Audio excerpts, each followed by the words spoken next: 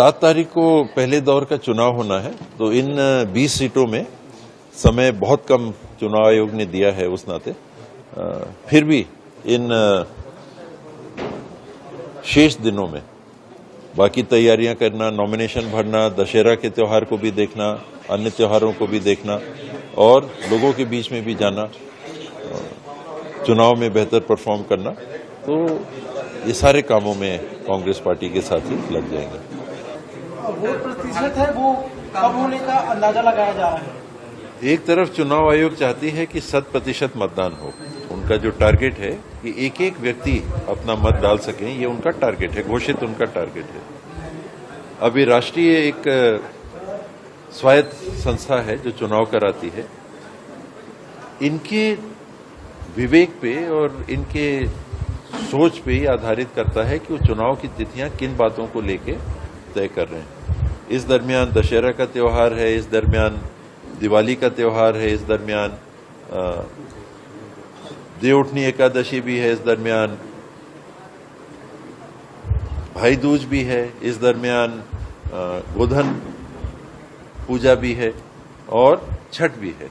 तो ये सारी चीज हमको आपको ही जानकारी है। ये तो देखिए सबको मालूम है कि देश में हमारे समाज में कौन कौन से त्योहार हैं।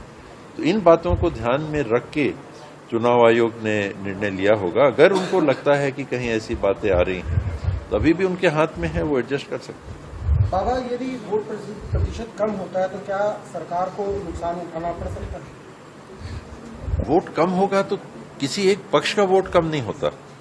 त्योहार में तो सभी पक्ष के लोग भाग लेते हैं। राजनीतिक दल अगर हैं, अगर हम राजनीतिक दलों के वोट की बात कर रहे हैं, तो किसी एक त्योहार में हम भाग लेंगे तो किसी एक दल के ही लोग त्योहार में भाग तो नहीं लेते। बात उसका नहीं है, बात इसका है कि चुनाव आयोग 100% मतदान चाहता है। उनका जो टारगेट है कि कोई दिव्यांग है तो हम दिव्यांग का वोट घर में जाके हम ले लें। कहीं वोट संख्या ज्यादा हो रही है तो 15 वोट के लिए भी एक उप केंद्र खोल रहे हैं। उनकी मंशा 100% वोटिंग कराने की है। अगर इस प्रकार की स्थितियां बन रही हैं तो क्या 100% वोटिंग हो पाएगी? नहीं हो पाएगी। तो चुनाव आयोग को इसका निर्णय लेना है कि हमको तब्दील करना है कि नहीं। अमर उजाला अब आपके टीवी पर भी। अपने स्मार्ट टीवी पर YouTube पर सर्च करें अमर उजाला, चैनल सब्सक्राइब करें और देखें ताजा खबरें, वो भी HD क्वालिटी में। और हाँ, बेल आइकन दबाना ना भूलें ताकि हर खबर हो आपके घर। अमर उजाला, निष्पक्ष, निर्भीक, निरंतर।